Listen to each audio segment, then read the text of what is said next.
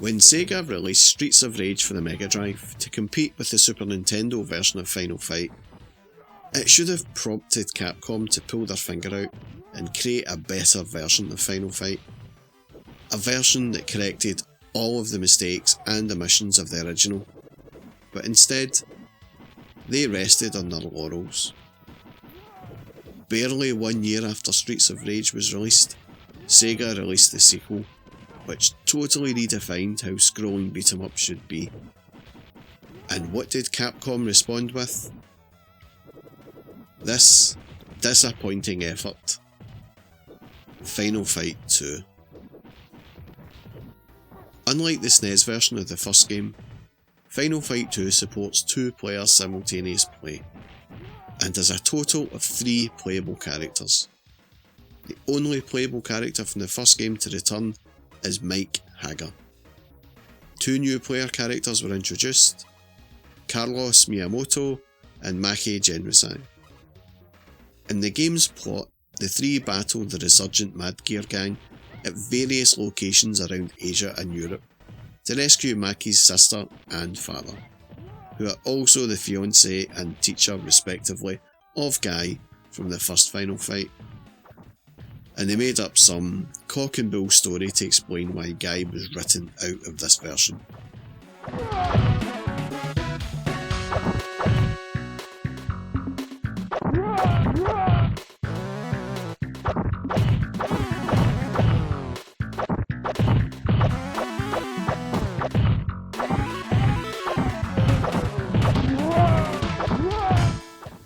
Final Fight 2 must have been one of the most eagerly anticipated releases of the era, and even before it was released, when magazines had been drip-fed still screenshots of the game, some had already made their minds up that this game was going to be great. Nintendo Magazine System even scored down Brawl Brothers slightly, as it said it would be outdone by Final Fight 2. Even my local console importer got in on the act. CA Games in Partick in the West End of Glasgow was a legendary video game store in the early 90s, securing many games for sale on their day of release in Japan, and in some cases, just before. But this also allowed for large price hikes in games. When he first got his hands on Street Fighter 2 for the Super Famicom, he was charging £120, and many folk paid it. And when he pre-advertised Final Fight 2 at £100, I bet some keen gamers were only too happy to leave a deposit down for it. But when the first imported copies of the game made their way into the magazines, there was a collective groan of disappointment up and down the land. For this game was rubbish.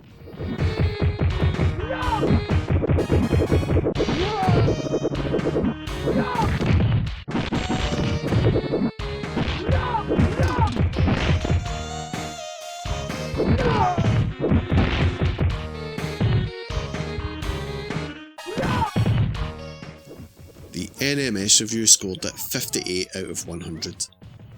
But still managed to cram 6 pages of screenshots into the review. And this did leave me a bit puzzled. If a game is so bad, why dedicate 6 pages to it? A quick call to EMAP Publishing, and I was speaking to Rad, and his answer made perfect sense.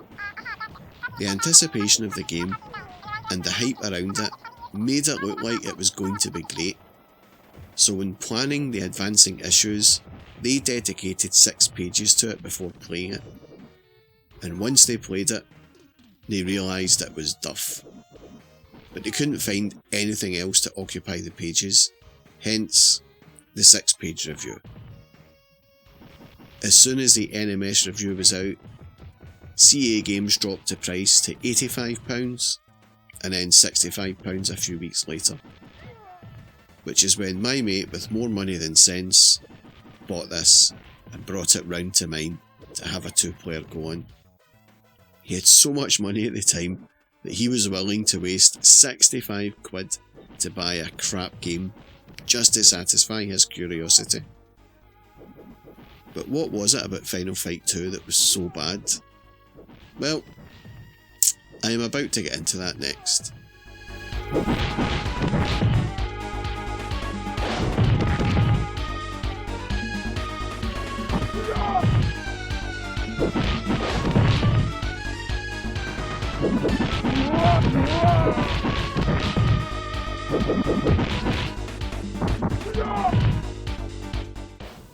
When the game fires up, you get this really annoying tune that is supposed to help set the tone as the plot of the game scrolls up. None of this made sense to either me or my mate, as it was all in Japanese. But apart from the tune, the presentation wasn't that bad. It was very reminiscent of the original, so could the magazine just have been really harsh here? But at the character select screen, I was left wondering, why did they not include Guy or Cody? And who the hell are these two? It has always been a pet hate of mine at the time when a sequel removes or changes characters up just for the sake of it. It's not too bad if the new characters are good, but this Carlos dude and Maki seem odd, almost out of story, and setting didn't fit the game. I mean, let's look at Carlos. He carries this sword with him, but when he wants to stab someone, he needs to pick up a knife. Why isn't he using his sword all the time? Anyway, sticking with Carlos, I think he is a Cody replacement here. His fight pattern is practically the same anyway, but instead of an uppercut, he uses an uncomfortable looking kick. The animation on him as well looks jittery and choppy. It's not smooth at all, and the special attack looks just really silly.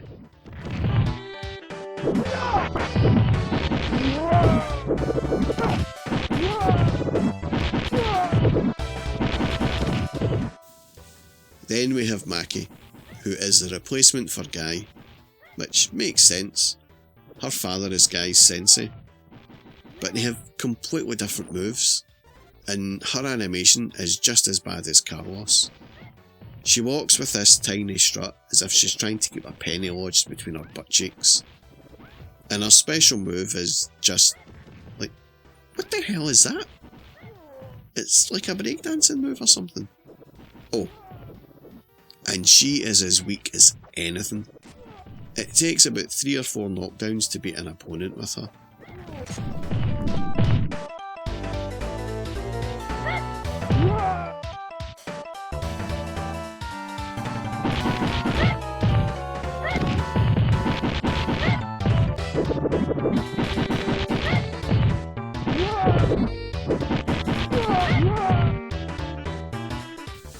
And now we have Hager. He moves just like the original character, but has had a wardrobe upgrade with knee pads for his arthritic knees and MMA style gloves to protect his hands. His moveset is mostly unchanged, but his pile driver is now a spinning pile driver, which is very feeble. When Zangief gives you a spinning pile driver, you know about it. Like a third of your life bar goes in the blink of an eye. But not Hager. It barely makes a dent. The new enemies are all poorly animated, stiff, and lack any kind of real detail. Their attacks are all similar to characters they replaced from the original, but without any of the character or charm. The end bosses all seem very samey as well, apart from Philippe, but certainly 1-1, Freddy and Bracken. All of these are big, slow, lumbering brutes. But Rolento makes his debut to Final Fight on the SNES, after being omitted from the original SNES release due to memory capacity issues, and he is still as every bit annoying as the arcade original. The visuals overall are subpar, and it looks like the 16 megabit cartridge was necessary just to accommodate the addition of the second player. The backgrounds are my personal favourite for criticism. In this game, our heroes travel the globe defeating the same mad gear enemies in each of the different countries they visit. But the countries look nothing like what you would think. Yeah, alright, the Eiffel Tower is featured at the start of the France level, but the whole first part of the level looks like Paris, just after it's been liberated in World War II.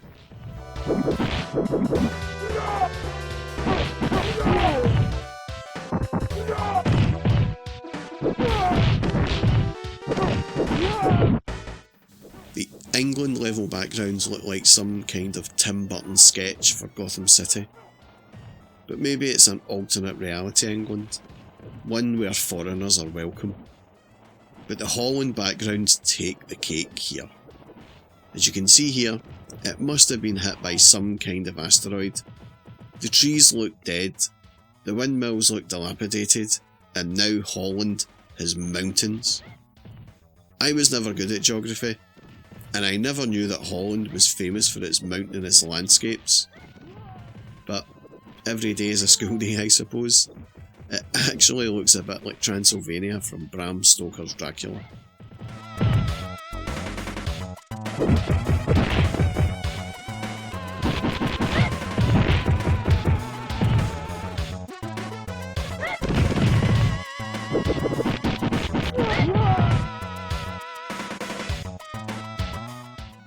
The sound is god awful.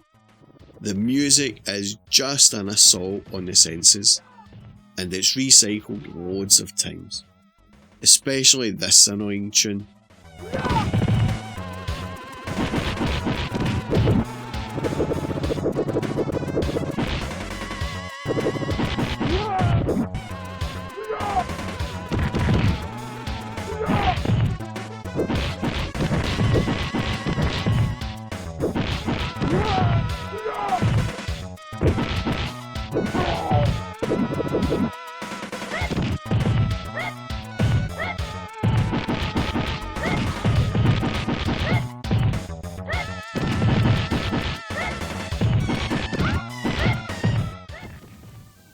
It does nothing for the game at all.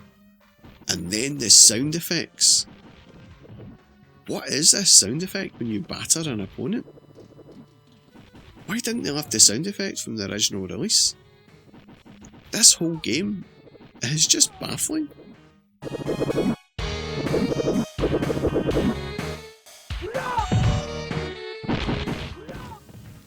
And now it's time for the gameplay. This game has that whole Golden Axe 2 feel about it. A sequel that pretty much offered more of the same, but lacked that vital ingredient, that something that makes you want to play till the end. After about 20 minutes of this game, you are crying out for the end. But to complete the game takes about an hour and 10 minutes, and the whole thing feels like a chore. You definitely do get beat 'em up fatigue playing this game, and it wasn't much better in 2-player mode either.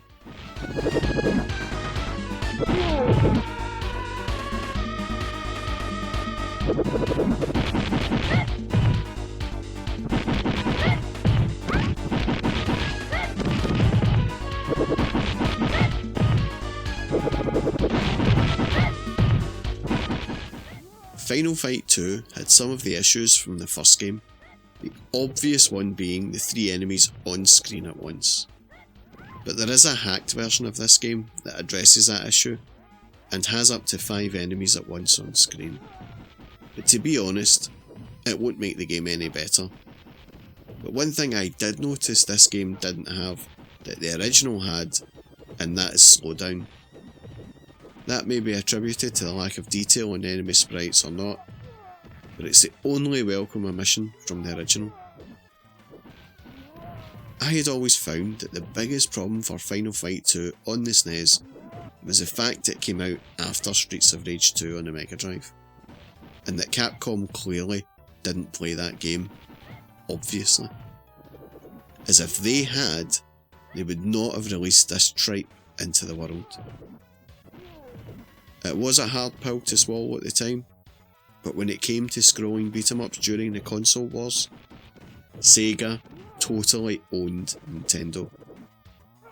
This was a point I tried to make to my mate. He simply refused to play Streets of Rage 1 or 2. I think it was so he didn't have to concede that I was right. But after all the hype, Final Fight 2 was perhaps the biggest disappointment on the Super Nintendo I can remember, and did damage Capcom's reputation on the SNES, and let Konami take the crown as the best software house for the SNES. At least that's what I thought anyway. When playing this game back, it was really hard going. I used my Capcom fighting stick here with the auto fire on and a Game Genie code for infinite lives. I couldn't face playing it back repeatedly just to get the footage. It hasn't improved with age. It hasn't got any worse either though, which is weird. Anyway, that was my look back at Final Fight on the SNES. If you like this video, then please do give me a sub and a thumbs up, or maybe even a comment or two below about your memories of Final Fight 2. And that's all from me folks. Thanks for watching.